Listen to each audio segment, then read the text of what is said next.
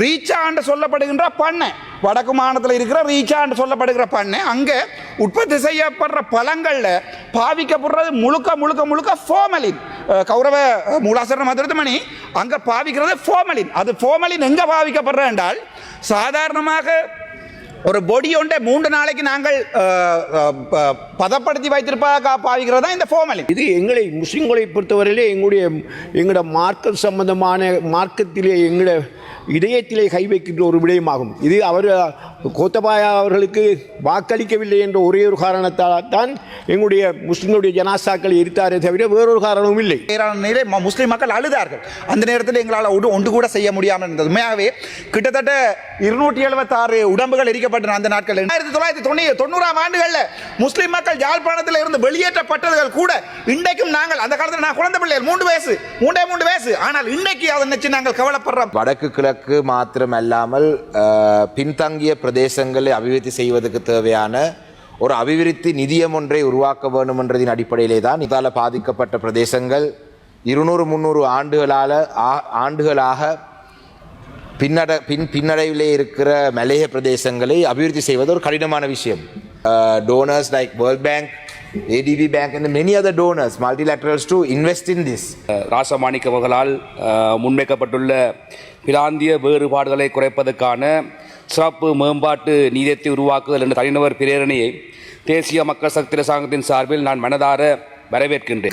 நாங்களே ஆளுகின்ற எங்களுக்கான அபிவிருத்தியை செய்யக்கூடிய ஒரு பண, அதாவது எங்களுடைய காசை நாங்களே, புலம்பெயர் நாட்டில் இருக்கிற வாழ்கிற மக்கள் எங்களுடைய மக்களை அபிவிருத்தி செய்யக்கூடிய பணகலகை உருவாக்கக்கூடிய எங்களுக்கு தேவை எங்களுடைய வடக்கு பிரதேசம். சும்மா கூட்டி கொண்டு போய் சனத்தை அங்கே காட்டு கொண்டு பிரபாரன் மாதிரி படம் எடுக்கிறது பிரயோஜனம் இல்லை. நான் தான் வடக்கு மாநிலத்தில் முதலமைச்சராக வருவேன். நாவே சுமந்திரன் ஐயாடு சொல்லுங்க, கஷ்டம் அந்த காசை பாய்க்கிறது.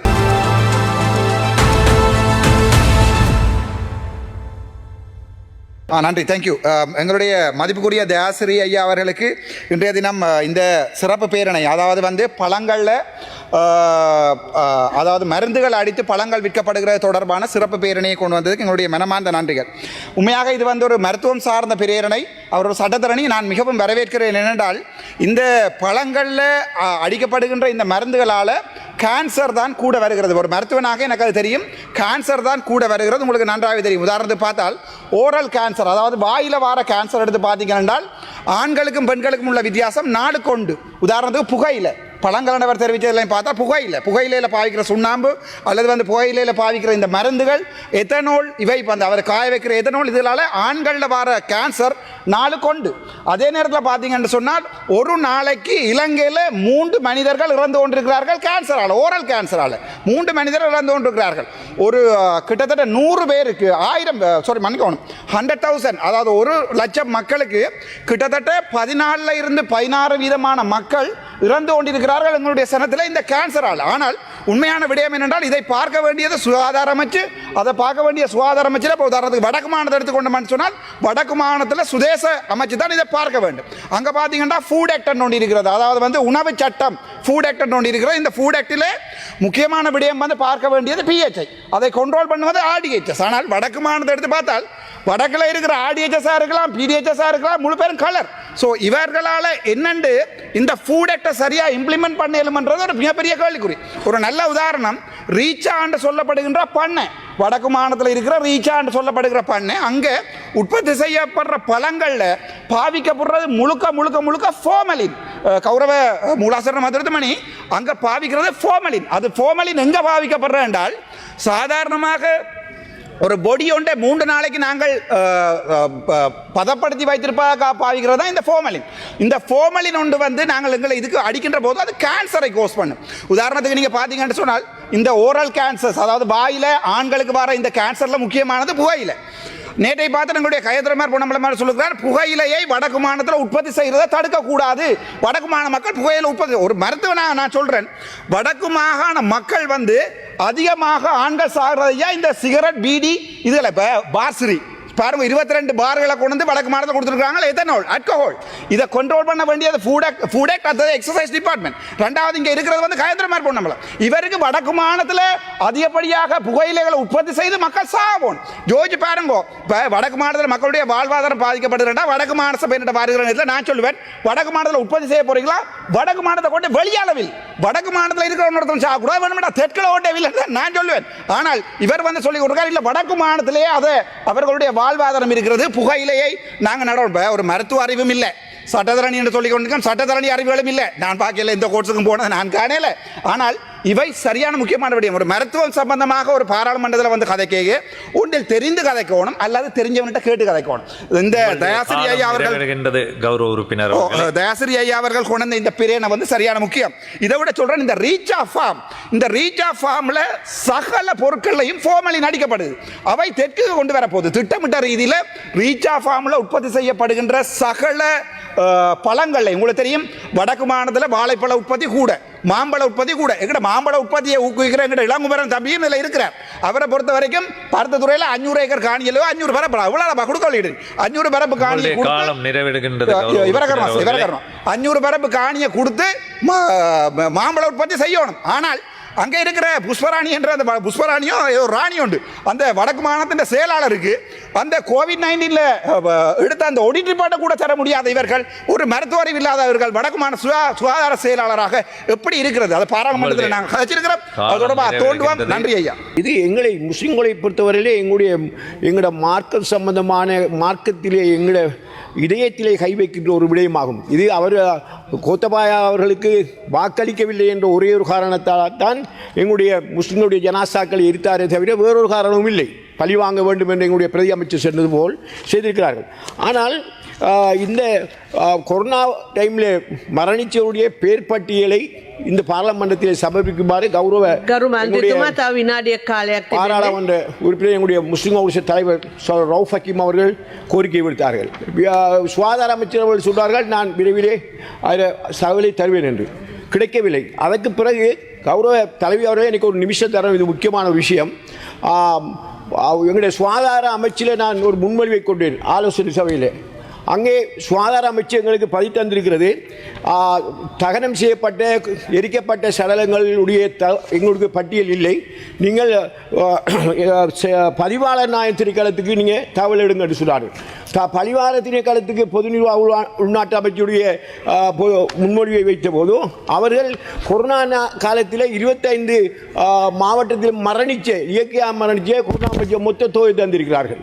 பாருங்கள், இந்த கொரோனாவால் நீங்கள் எங்களுடைய அனுரகுமார் திசாநாயக்கா ஜனாதிபதி அவர்கள் இந்த விடயத்திலே எங்களுக்கு பெரும் உதவி செய்தவர். அந்த நேரம் எதிர்கட்சியில் இருக்கக்கூட அவர் இந்த கொடூரமாக கொலை செய்ய நீங்கள் உங்களோட அரசாங்கம் செய்யலையது. உங்களோட அரசாங்கம் உண்மையிலே எங்களோட ஜனாசாவை எரிக்கவில்லை. நான் இந்த பாராளுமன்றத்தில் அத்தனை நான் இப்போ சப்மிட் பண்ணுறேன், உங்கள்கிட்ட சமர்ப்பிக்கிறேன். உங்களுடைய ஆட்சியில் நடக்கலாங்க.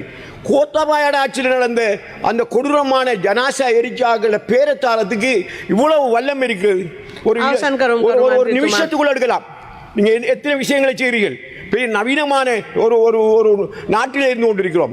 எனவே தயவு செய்து எங்களுடைய இந்த ஜனாசா எரிக்கப்பட்டவர்கள் இங்கே விசேட ஆணைக்குழுவுக்கு போகிறதுக்கு முன்னர் ஆணைக்குழுவுக்கு முதலாவது எங்களுக்கு வேண்டும், எங்களுடைய ஜனாசா எரிக்கிற பேர் பட்டியலை நீங்கள் வழங்குவதற்கான ஏற்பாடுகள் செய்ய வேண்டும் என கோரி எங்களுடைய இந்த விசேடமான இந்த தனியார் பிரிவினை கொண்டு வந்த இம்ரான் மாரூப் அவர்களுக்கு எனது நன்றியை கூறி விடைபெறுகிறேன்.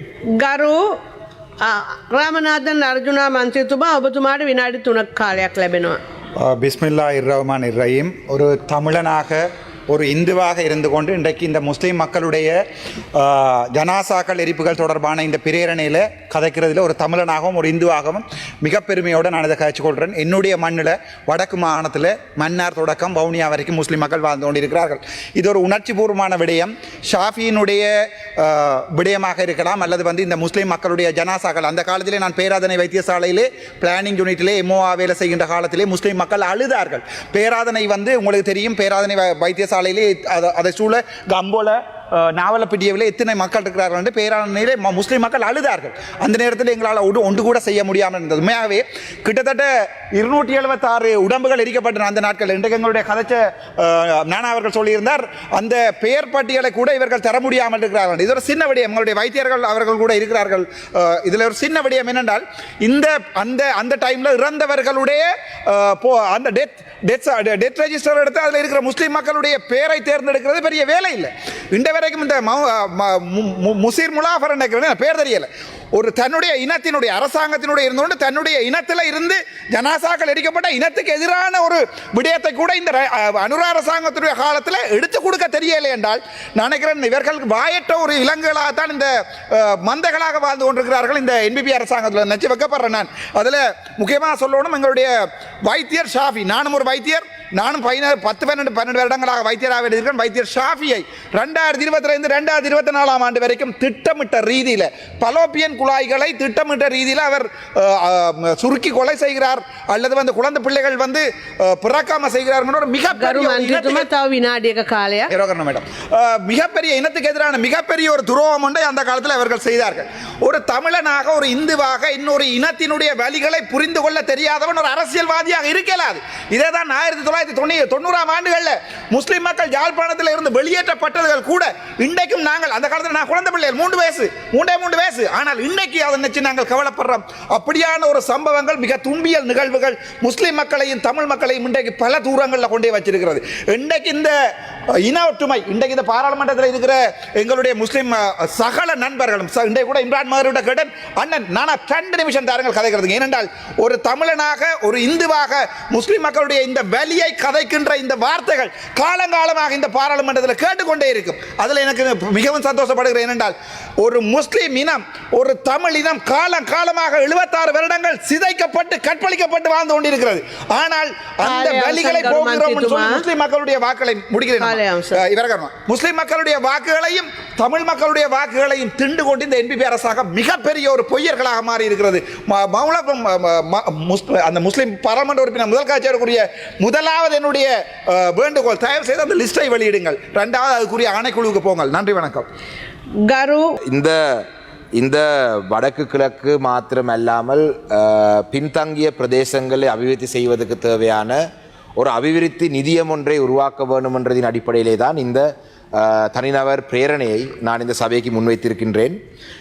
கௌரவ தலைமை தாங்கும் உறுப்பினர்களே, உங்களுக்கு தெரியும், நாட்டிலே அரசாங்கத்தின் ஊடாக அரசாங்க நிதியை மாத்திரம் வைத்துக்கொண்டு, ட்ரெஷரியிலே இருக்கிற நிதியை மாத்திரம் வைத்துக்கொண்டு 30 வருடத்துக்கு மேலாக யுத்தத்தால் பாதிக்கப்பட்ட பிரதேசங்கள் 200-300 ஆண்டுகளாக பின்னடைவிலே இருக்கிற மலைய பிரதேசங்களை அபிவிருத்தி செய்வது ஒரு கடினமான விஷயம். இந்த நாட்டிலே இருக்கிற நாட்டினுடைய வரி வருமானத்தை எடுத்து அபிவிருத்தி செய்து இந்த பிரதேசங்களை நல்ல நிலையை கொண்டு வருவதாக இருந்தால் அது இன்னும் எத்தனை ஆண்டுகள் எடுக்கும் என்று எங்களுக்கு தெரியாது. ஆனால் இந்த பாராளுமன்றத்தின் ஊடாக இந்த ஒரு அபிவிருத்தி நிதியத்தை உருவாக்குறதுக்கான அங்கீகாரத்தை கேட்கறதுக்கான காரணம், இந்த விடயம் சம்பந்தமாக நாட்டினுடைய கௌரவ ஜனாதிபதி அவர்களை நாங்கள் பல தடவையிலே சந்தித்திருக்கிறோம். இது சம்பந்தமாக நிதி பிரதி அமைச்சர், நிதி சம்பந்தமான பிரதி அமைச்சரை சந்தித்திருக்கிறோம். இந்த அபிவிருத்தி நிதியம் ஒன்றை நாங்கள் உண்மையிலேயே உருவாக்கினால் அந்த அபிவிருத்தி நிதியம் ஊடாக அந்த அபிவிருத்தி நிதியத்தின் ஊடாக எங்களுடைய நாட்டிலே அனைத்து பிரதேசங்களையும் நாங்கள் அபிவிருத்தி செய்யலாம். Countries, if we set up this fund, honorable chair, we can ask donors like World Bank, ADB Bank and many other donors, multilaterals, to invest in this and to fund the country's development. So I hope that this parliament agrees to do that, because in the backdrop of the provincial councils not being there, at least if the provincial councils were there, we could have brought in some funds. And the provincial council also, my colleague Dr. Sathilingam will speak more on how the provincial council doesn't have enough financial powers to enable such a decision. At least if the provincial council was there, we can try and push it through the provincial council. In a situation where the provincial council's elections also haven't happened, there is no other avenue for Tamil speaking members to contribute to the development of this country. So in that sense, I move this motion and I hope that Parliament will approve. ராசமாணிக்க அவர்களால் முன்வைக்கப்பட்டுள்ள பிராந்திய வேறுபாடுகளை குறைப்பதற்கான சிறப்பு மேம்பாட்டு நீதியத்தை உருவாக்குதல் என்ற தனிநபர் பிரேரணையை தேசிய மக்கள் சக்தி அரசாங்கத்தின் சார்பில் நான் மனதார வரவேற்கின்றேன். முதலில் நாட்டின் பல்வேறு பகுதிகளில் காணப்படுகின்ற அபிவிருத்தி இடைவெளிகள் தொடர்பில் இந்த பாராளுமன்றத்தின் கவனத்தை ஈர்ந்து ஒரு முக்கியமான தேசிய விவாதத்தை ஆரம்பித்தமைக்காக கௌரவ சாணக்கியன் ராசமாணிக்கம் அவர்களுக்கு எனது பாராட்டுகளை தெரிவித்துக் கொள்கின்றேன். ஒரு மக்கள் பிரதிநிதியின் பொறுப்பு என்பது ஒரு பிரதேசத்தின் பிரச்சனைகளை மட்டும் முன்வைப்பதல்ல, மாறாக நாட்டின் ஒட்டுமொத்த முன்னேற்றத்துக்கான தீர்வுகளை முன்வைப்பதாகும். அந்த வகையில் பிராந்திய சமத்துவம் தொடர்பான இந்த பிரேரணை முக்கியத்துவம் வாய்ந்ததாகும். இலங்கையின் அபிவிருத்தி பயணத்தில் சில பிரதேசங்கள் வரலாற்று ரீதியாக பல்வேறு காரணங்களால் பின்தங்கியுள்ளது. வடக்கு கிழக்கில் ஏற்பட்ட நீண்டகால மோதலின் தாக்கம், கிராமப்புற பொருளாதார சவால்கள், முதலீட்டு வாய்ப்புகளின் குறைபாடுகள் மற்றும் உட்கமைப்பு தேவைகள் ஆகியன பல சந்தர்ப்பங்களில் இன்னும் காணப்படுகின்றன. இந்த பிரச்சனைகளை நாம் ஒரு பிரதேசத்தின் அல்லது ஒரு சமூகத்தின் பிரச்சனையாக மட்டும் பார்க்க முடியாது. அது முழு இலங்கையின் தேசிய அபிவிருத்திக்கான சவாலாகும். ஏனெனில் ஒரு பகுதி பின்தங்கியிருக்கும் போது முழுமையான தேசிய முன்னேற்றத்தை நாம் அடைய முடியாது. எனவேதான் இப்பொழுது எங்களுடைய நிலைப்பாடு தெளிவாக இருக்கின்றது. நாங்கள் பொலிட்டீசியன் சென்டர்ட் டெவலப்மெண்ட்டை உருவாக்குவதற்காக இல்லை, பீப்புள் சென்டர்ட் டெவலப்மெண்ட்டை தான் உருவாக்க நாங்கள் பார்க்கின்றோம். அதாவது அரசியல்வாதியை மையப்படுத்திய அபிவிருத்தி அல்ல, மக்களை மையப்படுத்திய அபிவிருத்தி ஆகும். கௌரவ உறுப்பினர்களே, நமது நாட்டின் நிதி நிர்வாகத்தில் ஃபிஸ்கல் டிசிப்ளின், டிரான்ஸ்பரன்சி, அக்கவுண்டபிலிட்டி ஆகியவை மிகவும் முக்கியமானவையாகும். மக்களுக்காக ஒதுக்கப்படுகின்ற ஒவ்வொரு ரூபாயும் சரியான பயனாளிக்கும் சென்றடைய வேண்டும் என்பதே எமது அரசாங்கத்தின் நிலைப்பாடாகும். அதனால் தான் தேசிய மக்கள் சக்தி அரசாங்கம் அரசியல் தலையீடுகளற்ற திட்டமிட்ட தேவையை அடிப்படையாக கொண்ட அபிவிருத்தி முறையை முன்னெடுக்கின்றது. அபிவிருத்தி அணுகுமுறை 3 முக்கிய தூண்களை அடிப்படையாக கொண்டது. ஒன்று இன்ஃப்ராஸ்ட்ரக்சர் டெவலப்மெண்ட், 2வது எக்கனாமிக் எம்பவர்மெண்ட், 3வது ஹியூமன் கேபிட்டல் டெவலப்மெண்ட். கல்வி, திறன், பயிற்சி மற்றும் தொழில்நுட்ப அறிவு மூலம் இளைஞர்களின் எதிர்காலத்தை வலுவூட்டுவது. யாழ்ப்பாணம், கிளிநொச்சி மாவட்டங்களை பிரதிநிதித்துவப்படுத்துகின்ற பாராளுமன்ற உறுப்பினர் என்ற வகையிலே வடக்கின் தேவைகளை நான் நன்கு அறிவேன். அத்துடன் வடக்கின் வளர்ச்சி என்பது நாட்டின் ஏனைய பகுதிகளின் வளர்ச்சிக்கு எதிரானதல்ல. Northern development is national development. வடக்கு வளர்ந்தால் இலங்கை வளர்கின்றது, கிழக்கு வளர்ந்தால் இலங்கை வளர்கின்றது, மலையகம் வளர்ந்தால் இலங்கை வளர்கின்றது. எனவேதான் இறுதியாக கௌரவ சாணக்கியன் ராசமாணிக்க மகளிர் இந்த பிரேரணைக்கு மீண்டும் எனது பாராட்டை தெரிவித்துக் கொள்கின்றேன். இந்த பிரேரணையை அரசாங்கத்துக்கு எதிரானது என்று நாம் ஒருபோது கருத மாட்டோம். மாறாக நாட்டின் பிராந்திய சமத்துவம் தொடர்பான ஒரு முக்கியமான தேசிய உரையாடலாக பார்க்கின்றோம். இந்த பிரேரணையில் உள்ள மக்கள் நலன் சார்ந்த கருத்துக்களை எமது அபிவிருத்தி திட்டங்கள் இணைத்து முன்னெடுக்க அரசாங்கம் தயாராக உள்ளது. எமது இலக்கு ஒரு குழந்தையின் எதிர்காலம், அது பிறந்திடத்தில் தீர்மானிக்கப்படாத இலங்கை, ஒரு இளைஞனின் வாய்ப்பு, அவன் வாழும் பிரதேசத்தால் மட்டுப்படாத இலங்கை, அனைத்து மக்களுக்கும் equal opportunity, equal dignity, equal development கிடைக்கும் புதிய இலங்கையை உருவாக்குவதே எமது நிலைப்பாடு. நன்றி. ගරු රාමනාදන් අර්ජුනා මන්ත්‍රීතුමා, ඔබතුමාට විනාඩි 3ක් කාලයක් ලැබෙනවා. நன்றி மூலாசரண மந்திரத்துமணி. கௌரவ பாராளுமன்ற உறுப்பினரும் என்னுடைய நட்புக்குரிய சாணக்கியன் அவர்கள் இன்றைய தினம் கொண்டு வந்திருந்த வடக்கு கிழக்கு தமிழ் பேசும் மக்களுக்குரிய தனி பண அலகை உருவாக்குகின்ற, அதாவது வந்து எங்களை நாங்களே ஆளுகின்ற, எங்களுக்கான அபிவிருத்தியை செய்யக்கூடிய ஒரு பண, அதாவது வந்து எங்களுடைய காசை நாங்களே, புலம்பெயர் நாட்டில் இருக்கிற வாழ்கிற மக்கள் எங்களுடைய மக்களை அபிவிருத்தி செய்யக்கூடிய பணகலகை உருவாக்கக்கூடிய இந்த திட்டம் ஒன்றை முன்வைக்கின்ற இந்த பிரேரணையை நான் உண்மையாகவே வரவேற்கிறேன். ஆனால் வரவேற்று கொண்டு சொல்கிறேன், நான் தான் வடக்கு மாநிலத்தில் முதலமைச்சராக வருவேன், நாவே சுமந்திரன் ஐயாட சொல்லுவோம் கஷ்டம் அந்த காசை பாய்க்கிறது. ஆனால் ஒன்றை மட்டும் சொல்கிறேன் என்னென்றால், உண்மையாகவே இப்போ ரஜீவனனை கூட இதில் கதைச்சார், ஆமோதிச்ச கதைச்சார், சொன்னார் யாழ்ப்பாணம் வளர்ந்துச்சு, இலங்கை வளர்ந்தா வடக்கு வளரும், வடக்கு வளர்ந்தா உங்களோட வண்டி வளரும். அது பிரச்சனை இல்லை. எங்களுக்கு தேவை எங்களுடைய வடக்கு பிரதேசம். ஆனால் சும்மா கூட்டி கொண்டு போய் சனத்தை அங்கே காட்டு கொண்டு பிரபாரன் மாதிரி படம் எடுக்கிறது பிரயோஜனம் இல்லை. வளர்ச்சி அடைச்சவனும் 2 வருஷம் என்ன செஞ்சுருக்கிறீங்க? வடக்கு மாநிலத்தின் எங்கள் மாகாண சபையை வையுங்க. நீங்கள் நாங்கள் உங்களுக்கு வடக்கு மாகாண சபை டெவலப் பண்ணி காட்டுறோம். என்னென்றால் இதில் சரியான கவலை என்னென்றால், வடக்கு மாகாணத்தில் மாகாண சபையை வைக்க சொல்லக்கூட, முன்வரிசையில் வந்து சொல்லக்கூட வசதி இல்லாத இருக்கிற நீங்கள் என்னென்ன நீங்கள் இதில் ஆதரவாக கதைக்கலாம். இது சரியான பிழையான விஷயம். என்னென்றால் வடக்கு எங்களுடைய மாகாணம், வடக்கு மாகாணம் முஸ்லீம், தமிழ், சிங்கள மக்களும் கூட வவுனியாவில் வாழ்கின்ற எங்களுடைய மாகாணம். வடக்கு மாகாணத்தில் இருக்கிற அபிவிருத்தியை நாங்கள் பார்த்துக்கொள்கிறோம், நீங்கள் மாகாண சபையை வச்சா. வடக்கு மாகாணத்தில் இருக்கிற 13,000 வீடுகளை கட்டித்தாரேன் பச்சை அடிக்கிறீங்களா ஐயா? பாராளுமன்றத்தில் வந்திருந்தோண்டு. ஆனால் 5 லட்சம் மன்றங்கள் தகரத்துக்கு, 10 லட்சம் மன்றங்கள் தகரத்துக்கு, ஆனால் ஒன்றுமே கொடுக்கல. 10,000 கூட ஜனாதிபதி சொல்லியிருக்கிறார். வடக்கில் போராள இடம்பெயர்ந்த எங்கே ரஜின போறீங்க இல்லைங்க, போராள இடம்பெயர்ந்த மக்களுக்கு நீங்கள் கொடுக்குறீங்கள் வீடுகள் என்று சொல்லி 13,000 வீடுகள் கட்டி கொடுக்கணும்னு சொல்லியிருக்கிறீங்க. ஆனால் அங்க முல்லைத்தீவில் மக்கள் கோப்பாவில் நன்றியம்மா நன்றி. அதே நேரத்தில் போய் பலாலியில் போய் பாருங்க, மக்கள் அங்க உண்ணாவிரதம் கிடக்கிறாங்க. ஆகவே சும்மா இதுல வந்து வடக்கு வளர்ந்தா நாடு வளர்ந்தா வடக்கு வளரும், வடக்கு வளர்ந்தா வண்டி வளரும் என்ற கதைகள் எந்த பிரயோசனமும் இல்லை. ஒரு மனச்சுத்தியோட கதைக்க தெரியும். நீங்கள் ஜாழ்ப்பாணத்தில் பாராளுமன்ற உறுப்பினராக வந்த நீங்கள் ஒரு மனச்சுத்தி இருக்கணும், என்ன கதைக்கிறோம் என்றது முதலாவது விளங்கணும். சும்மா எழுதித்தாரத்தில் வாசிக்கிறதுக்கு தான் பாராளுமன்றத்துக்கு வரேன்னு சொன்னா பாராளுமன்றம் தேவையில்லை. அதால இந்த பாராளுமன்றத்துக்கு நான் போறதுக்கு தயாராக இருக்கேன். இன்றைக்கு கூட நான் இந்த வடக்கு மாகாணத்தில் எங்களுடைய 17 வருடங்களாக 2009 தேசிய தலைவர் பிரபாகரன் போனது பிறகு நம்பிக்கை இல்லாம வாழ்ற சமூகத்துக்கு ஒரு நம்பிக்கையை கொண்டு வரணும் என்று தான் உங்கள்ட்ட கேட்கிறேன். உங்களுடைய ஜனாதிபதி வந்தார், ஜம்பரோட நடந்தார், அவர்கிட்ட கேளுங்க வடக்கு மாகாண சபையை வைக்க சொல்லி. ஆள் எழும்பி வெளியால் ஓடிச்சு. இதுதான் எங்களுடைய நாட்டில் இருக்கிற நிலைமை. என்னென்றால் வடக்கு மாகாணத்தில் இவர்கள் அபிவிருத்தி செய்வார்கள் சொல்லி 3 பேருக்கு 93,000 வாக்குகளை கொடுத்த எங்களுடைய தமிழ் சமூகம் இன்றைக்கு பிச்சை எடுக்குது. பலாலியிலையும் கோப்பாப்புலவிலையும் தையட்டிலையும் போய் சனம் பிச்சை எடுக்குது, அழுது. அந்த குரல் வசாவிலான்ல உங்களுக்கு மயிலட்டியில் அதில் ஒன்றுமே தெரியல. சும்மா வந்து அங்க முள்கல் வைக்கிறது, இங்க முள்கல் வைக்கிறது, அதுக்கு பிறகு வண்டியை தள்ளி கொண்டு வண்டியை தள்ளி கொண்டு போய் நெடுந்தீவில் நிற்கிறது, அதுக்கு பிறகு மெட்ரோட தள்ளி கொண்டு வந்து திருப்பி யாழ்ப்பாணத்தில் நிற்கிறது. ஆகவே அதுகளை விட்டு போட்டு மக்களுக்கு இனச்சுத்தியோட ஏதாவது 4 வசனங்களை கதைக்க பழகுங்கள். நன்றி.